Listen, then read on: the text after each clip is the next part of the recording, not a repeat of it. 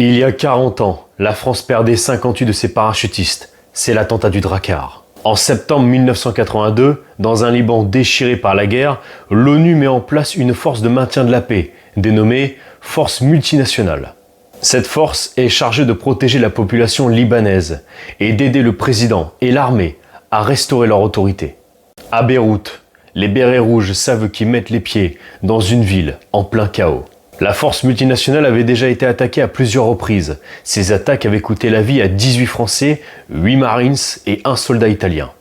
Les hommes du premier RCP sont installés dans un bâtiment de 8 étages, qu'ils ont baptisé Poste Drakkar. Le samedi 22 octobre 1983, l'alerte est donnée et la possibilité d'une attaque est prise en compte. Les paras dorment en tenue de combat, à portée de leurs armes. Le 23 octobre 1983, vers 6h18, un kamikaze lance un camion piégé contre le quartier général de l'armée américaine, situé dans le secteur de l'aéroport de Beyrouth.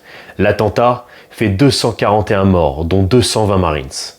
À 6h22, à Drakkar, les paras de la 3e compagnie bondissent à leur poste de combat. Soudain, l'immeuble se met à trembler. Il est soufflé par l'explosion. Le bâtiment se lève et retombe dans un effet domino. 250 kilos d'explosifs viennent d'exploser. Le Drakkar vient de s'effondrer sur 96 parachutistes. 58 soldats français viennent de périr.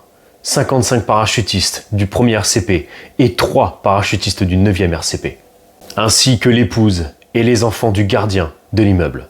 Pendant des semaines, les secours et les soldats français fouillent les décombres du Drakkar à la recherche de survivants. Certains soldats français resteront plusieurs heures sous les décombres. Les blessés sont évacués vers l'hôpital américain de Beyrouth ou vers le porte-avions Clemenceau. Le 2 novembre 1983, les 58 cercueils sont rassemblés aux Invalides et seront portés par 80 parachutistes. Mais 40 ans après, pour les rescapés, de nombreuses questions restent en suspens, notamment la nature de l'explosion.